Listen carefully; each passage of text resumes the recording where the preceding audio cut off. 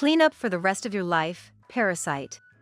Seated in his wheelchair, Michael spat out these words. It was probably his way of venting the stress built up from the painful physical therapy he kept repeating. He had lashed out at me like this several times before. But this time, I couldn't bear it. It felt like something snapped deep inside my head. A sound that signified I had reached my breaking point. Sure. I responded with a smile on the surface, but inside, I thought. Michael, even though I'm your stepmother, I've lived as your mother. But that's going to end today. I'll show you what happens when you underestimate an adult. My name is Julie. I'm turning 29 this year. I debuted as a light novel writer in my late teens. I still get enough writing requests and fan mail to maintain my status as a successful author.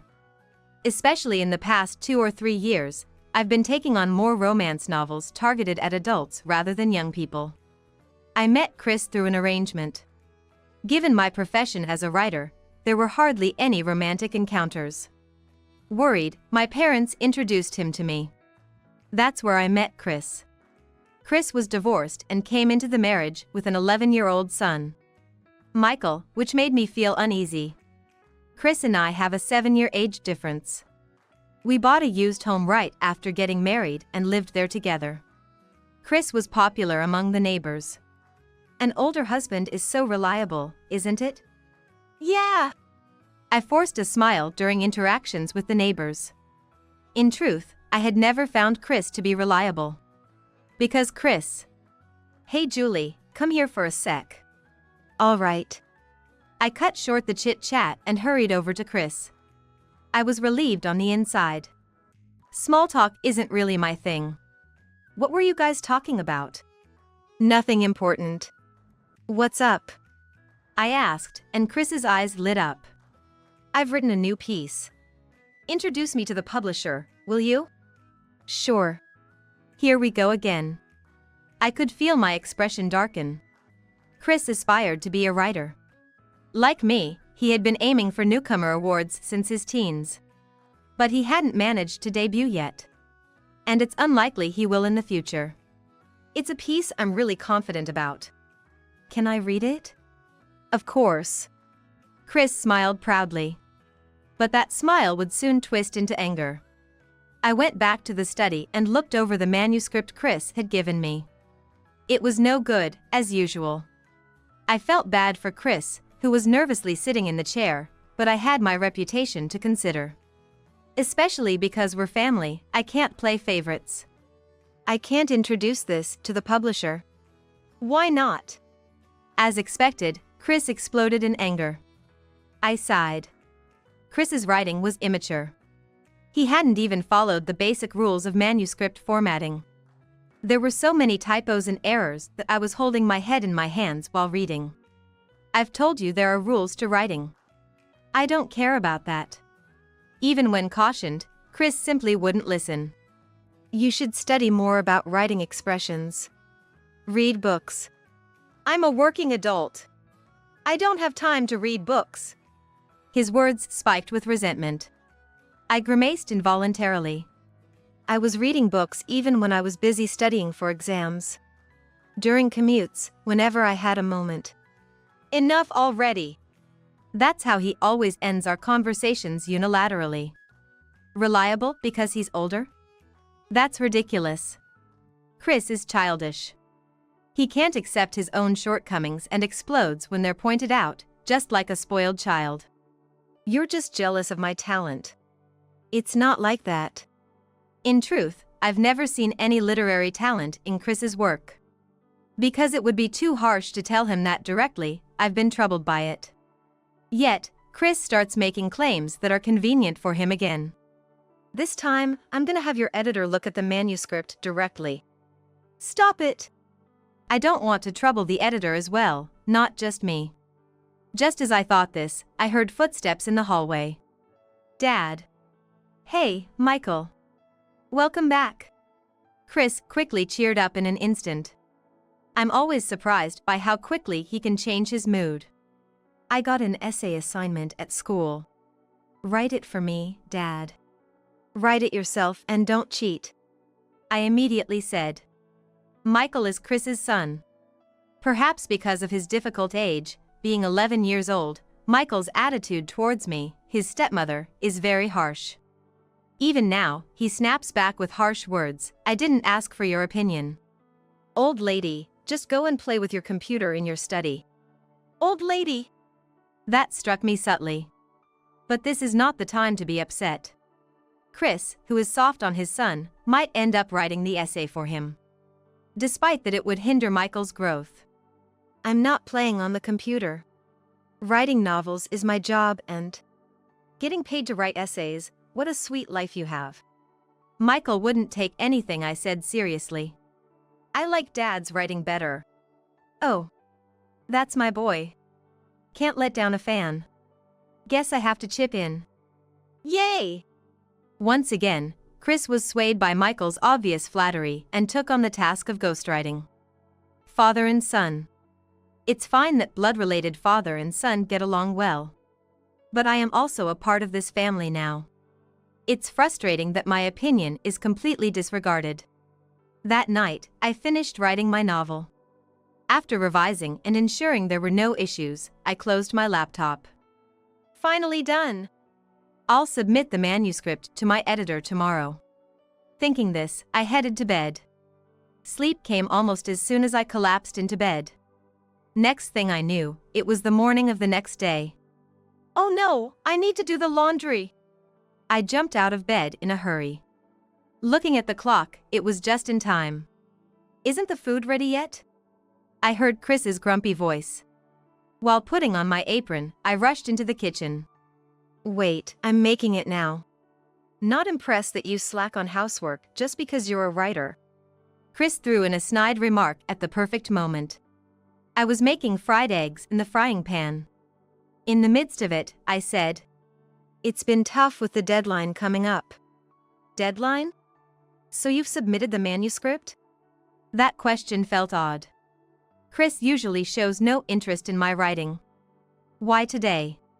No, I plan to check it once more this evening before submitting it.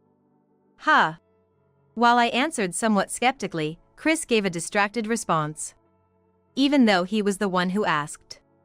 So, this evening, huh? Chris? No, it's nothing. Where did his earlier irritation go? Suddenly, Chris showed a smile. Weird. Thinking this, I glanced at the clock again and screamed. Wow, it's so late. Chris, can you wake up Michael? Got it. Chris nodded easily and stood up from his chair. This was also strange. Usually, he would be too lazy to help. But today, something was off. Maybe I'm overthinking it.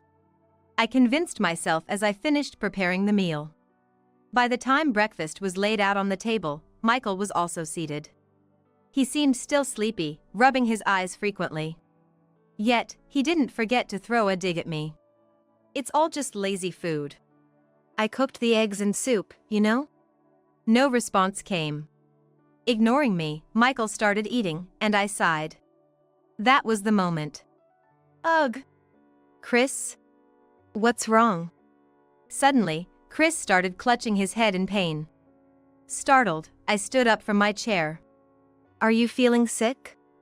Yeah, I've got a headache.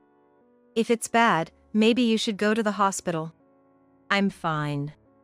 Even so, it was rare for Chris to complain about feeling unwell. Visibly flustered, Chris then said, I'm gonna take the day off work today. I nodded in agreement. That sounds good. Rest up in your room. Dad, are you okay? Thanks, both of you. Chris seemed more compliant today, perhaps weakened by his illness. It was a bit anticlimactic, but at the same time, I found it somewhat endearing. Perhaps his earlier odd behavior was because he was hiding how bad he felt. After breakfast, I let Chris rest in bed. Make sure you look after Dad, okay? I know. Michael said firmly as he left for school. I might make some porridge for lunch. As I went about my morning chores, that thought crossed my mind. After finishing up the household tasks, I was walking down the hallway. I saw Chris heading towards the living room. Chris? I called out, but he didn't seem to notice me. Then, for some reason, he went into my study. What? Confusion welled up inside me. What would he need in my study? Especially since he's supposed to be sick in bed. However, the way Chris walked seemed steady. A bad feeling crept over me. Chris! I followed him into the study. Chris turned around with a surprised look. Julie, what's up? What are you doing in my study? Chris didn't answer. I'm hungry. With that, he left the study. I was more confused than ever. I too left the study, still puzzled. The truth became clear later that evening. What is this manuscript? What? The email from my editor was filled with confusion. As I read on, my face turned pale. You've got to be kidding! According to my editor, a manuscript full of nonsense had been sent under my name. The content of the manuscript was exactly like the novel Chris had shown me the day before. Which means, Chris was in the study to send his manuscript to the publisher. And he did it under the guise of being my manuscript. Naturally, this caused significant damage to the publisher.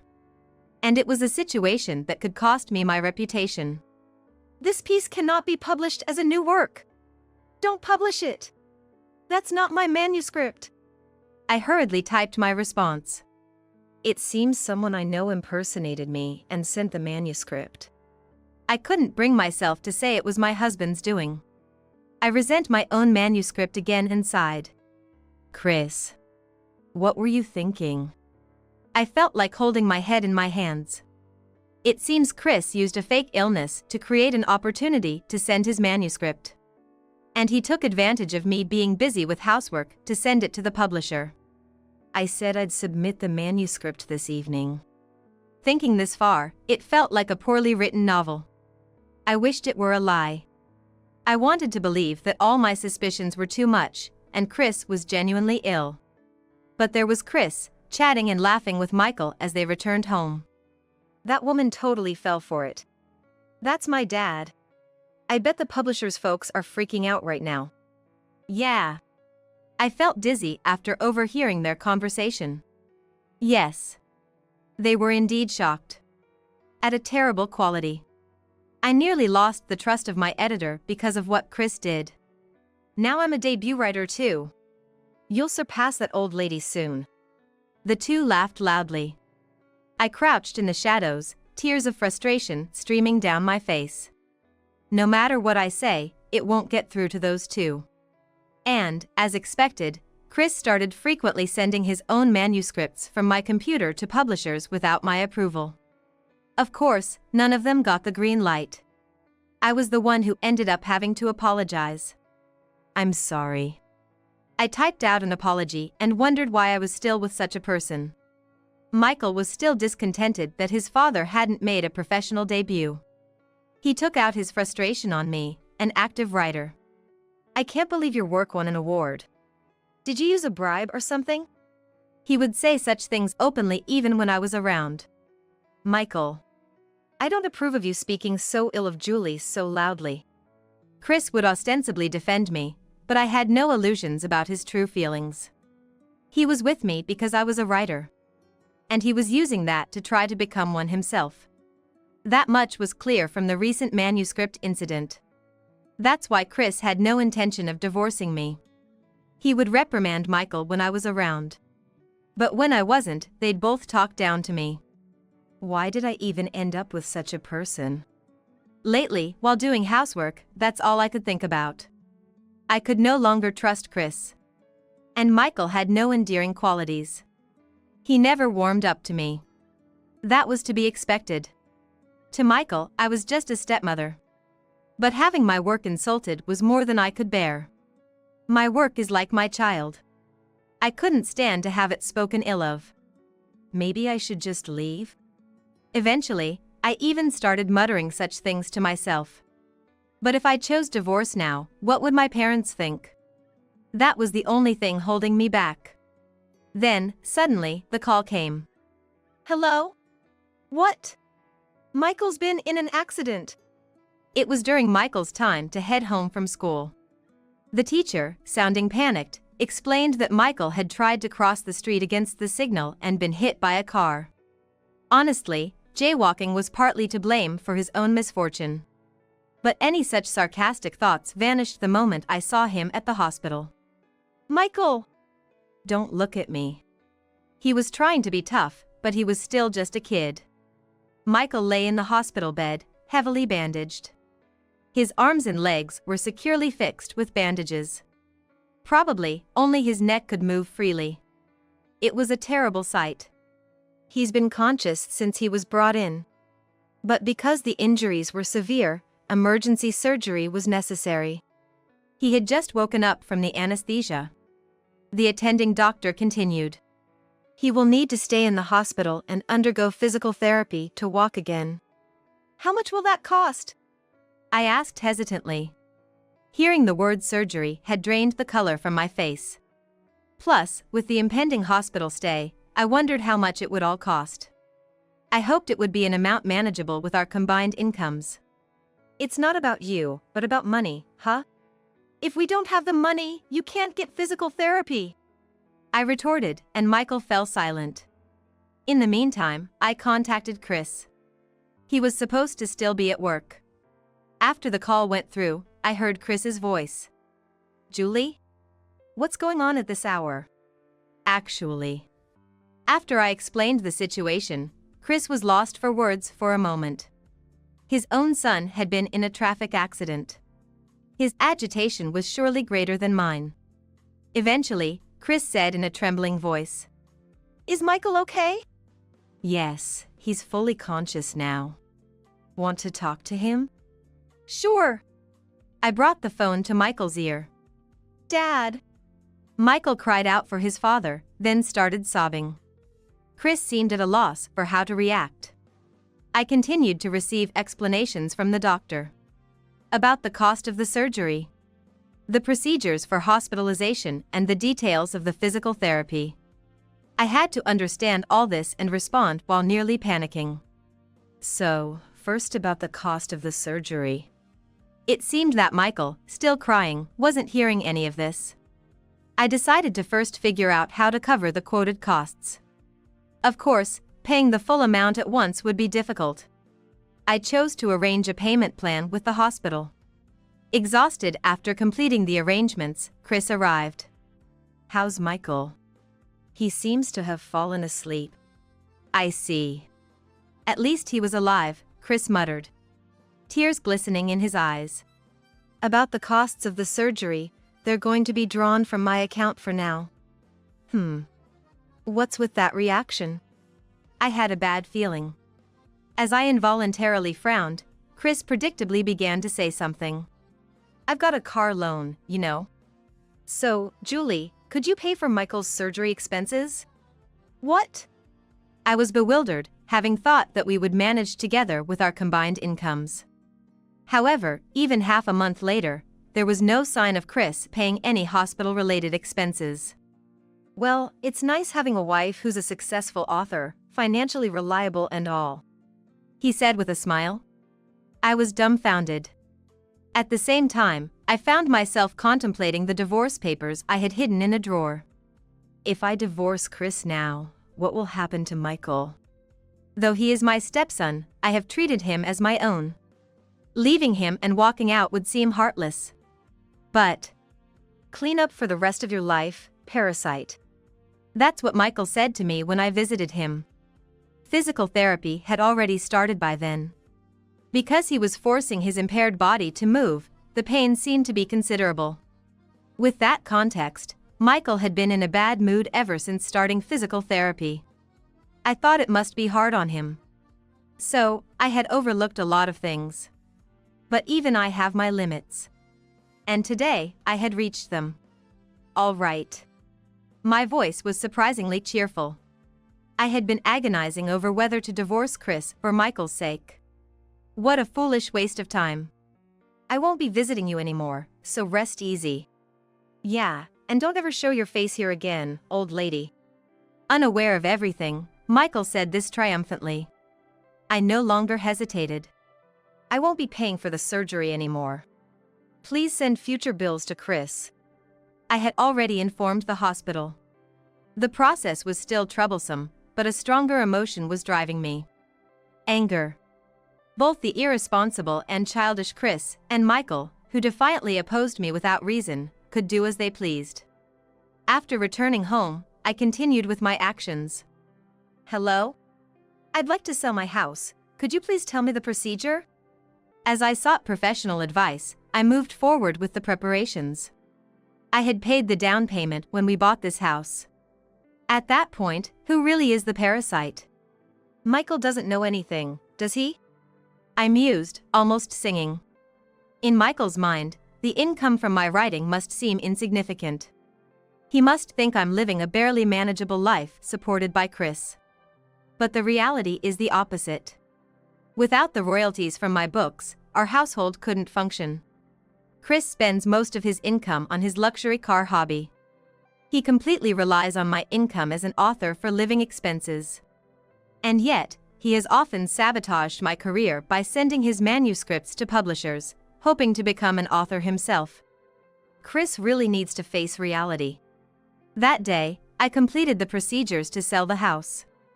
I also arranged for a company to pick up the furniture. The offered sale price was much lower than expected, but it couldn't be helped. Please, take everything at that price. Sure. As the movers started their work, I thought about my future. Maybe I should move downtown. Then I could meet directly with my editor. As I considered this, I found myself smiling. When was the last time I felt this joyful? Probably an emotion I had forgotten since getting married. Goodbye, Chris. I left the divorce papers on the table and walked out of the house. Because I'm not a parasite. Rather, they had been parasitic on my life. Let them face reality. And let them be at a loss.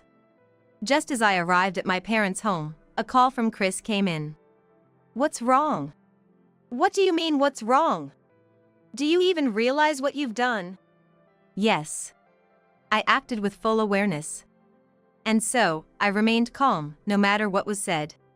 That house is practically mine to dispose of as I see fit. You're thinking of abandoning your family? Chris's voice trembled as he asked. That's understandable. Chris still has his car loan to pay off. Paying that off will be hard enough without being abandoned by me. That's good, isn't it? Now you don't have to take out a house loan either. Let's forget about each other and live our lives separately.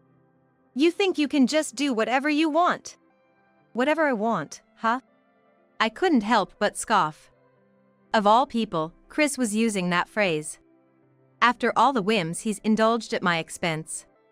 I'm planning to get a medical report from a good doctor a friend of my father knows. You're healthy, he retorted immediately. He really doesn't understand.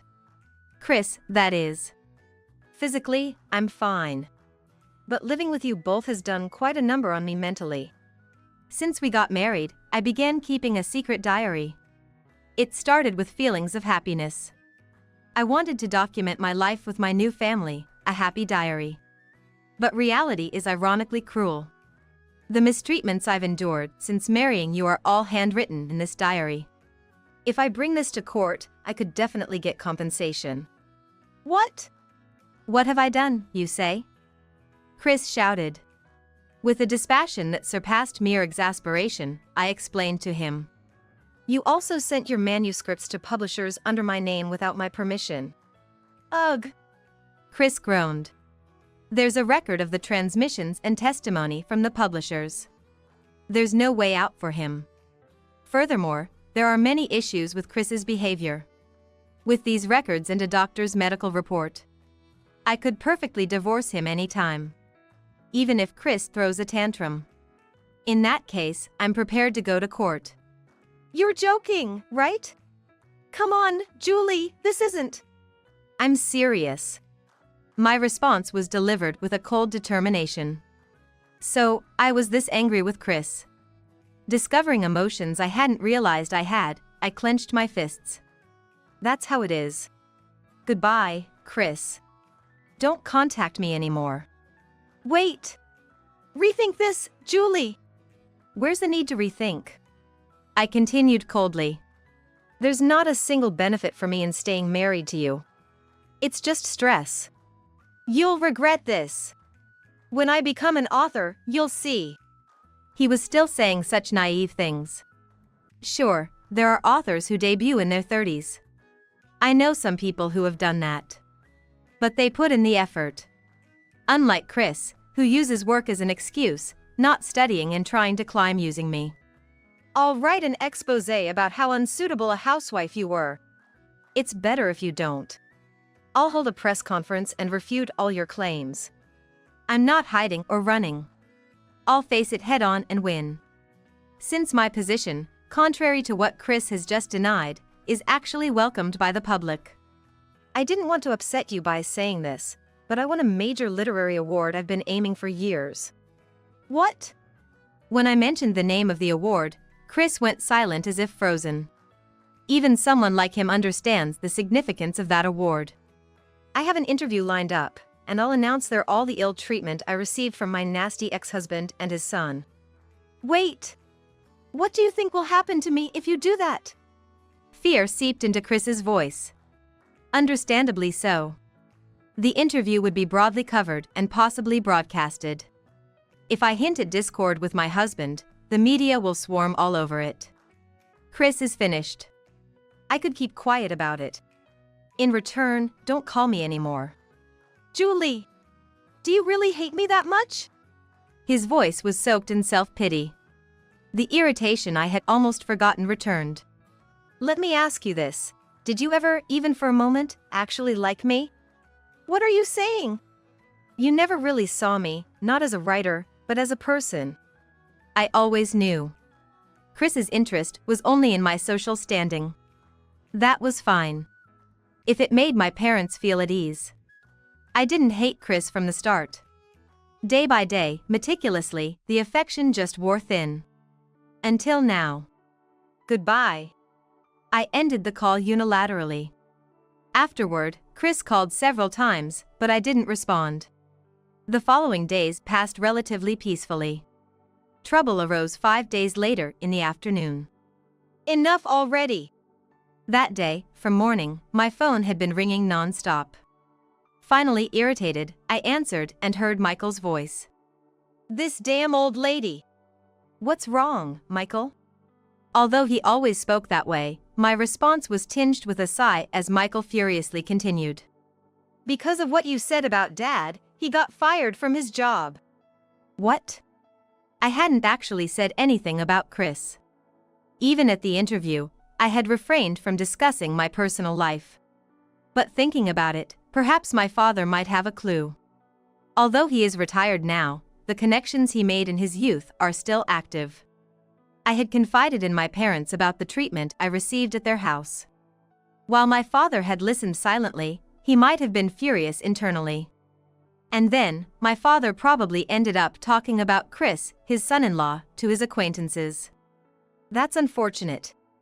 Don't talk about it like it's someone else's problem. Even so, Chris and I are already divorced. It really is someone else's problem now. Since my father's acquaintances are all corporate executives, maybe the word got to the company Chris was working for. Oh no! Even a child could understand the gravity of the situation. The story spread by my father beautifully shattered Chris's social credibility. Moreover, it's likely that no company will hire him in the future. Your husband is so reliable, isn't it? I remember how our irresponsible neighbor used to laugh and say how reliable an older husband is. Human prejudice can be terrifyingly powerful. I know that. My hospital bills are unpaid, and I got kicked out in the middle of physical therapy. What's going to happen to my legs now? That's strange. You got rid of the parasite as you wished, so you should be heading towards a happy ending, right? I don't know. Michael cried out and then began to cry. For a young child like Michael, it must seem hopeless. Since his leg physical therapy isn't complete, there's no guarantee his legs will function properly ever again. It's like a bad ending. It's all your fault! Michael continued screaming as he cried. Is it immature to treat a child like this? No. Michael is a human being. And he must take responsibility for his own words. You've stolen our future. From a parasite to that, huh? I sighed and shook my head. Michael hasn't learned anything. I've been hurt by Chris's actions and Michael's words. Even now. Pay me alimony. You want to go to court? Then I'll face it. Chris would cry and resist, but it can't be helped. Michael has already said so. I'll win against you in court. Okay. Shortly after this conversation, I filed a lawsuit against Chris.